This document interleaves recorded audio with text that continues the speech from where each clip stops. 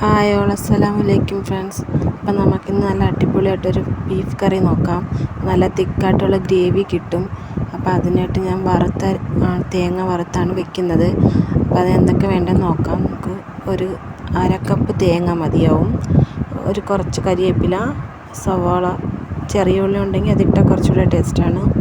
അപ്പോൾ സവാളയും കൂടെ ഇട്ട് നല്ല രീതിയിൽ നമുക്കൊന്നിതൊന്ന് മൂപ്പിച്ചെടുക്കാം.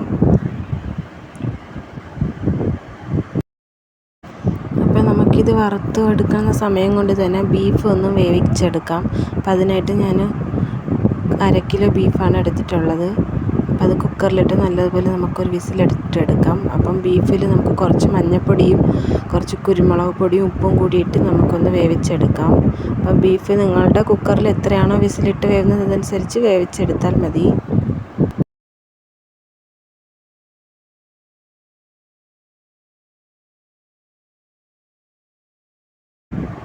അത് വേവുന്ന സമയം കൊണ്ട് നമുക്ക് ഈ തേങ്ങ ഒന്ന് വറുത്ത് കിട്ടും. അപ്പോൾ അതിൽ നമുക്ക് എന്തൊക്കെ പൊടികളിടാൻ നോക്കാം. 1 ടീസ്പൂൺ മുളക് പൊടി ഇട്ട് കൊടുക്കാം. പിന്നെ 1 ടീസ്പൂൺ പെരുംജീരകപ്പൊടി, 1 ടീസ്പൂൺ മല്ലിപ്പൊടി. ഇത്രയും കൂടി നമുക്കൊന്ന് മൂപ്പിച്ചെടുക്കാം.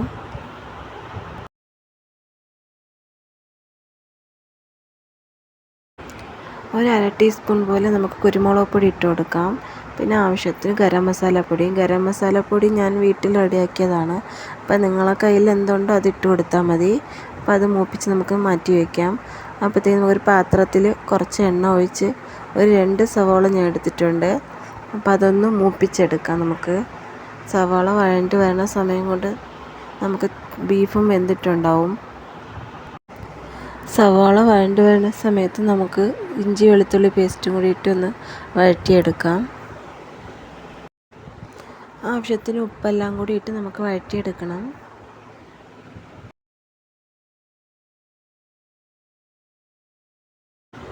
പിന്നെ നമുക്ക് കുറച്ച് മസാല ഐറ്റങ്ങൾ ഇട്ട് കൊടുക്കാം. നമ്മളതിൽ കുറച്ച് മസാലയല്ലേ ഇട്ടിട്ടുള്ളൂ. അപ്പം നമുക്ക് കുറച്ചുകൂടി ചാറ് കിട്ടണമല്ലോ. അപ്പോൾ അതിനായിട്ട് 1 ടീസ്പൂൺ മുളക് പൊടിയും 2 സ്പൂൺ മല്ലിപ്പൊടി ഇട്ടിട്ടുണ്ട്.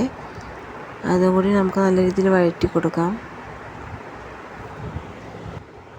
വഴറ്റിയെടുത്ത ശേഷം നമുക്ക് 2 തക്കാളിയും പച്ചമുളകും കൂടി ഇട്ട് നല്ല രീതിയിൽ നമുക്ക് തന്നെ വഴറ്റിയെടുക്കാം. നല്ല വഴറ്റിയ ശേഷം ഇതൊന്ന് അടച്ച് വയ്ക്കാം.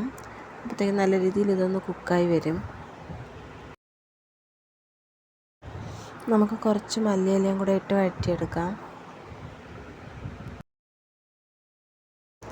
വേവിച്ച് വെച്ചിങ്ങനെ ബീഫും കൂടി നമുക്കിതിൽ ഒഴിച്ചു കൊടുക്കാം.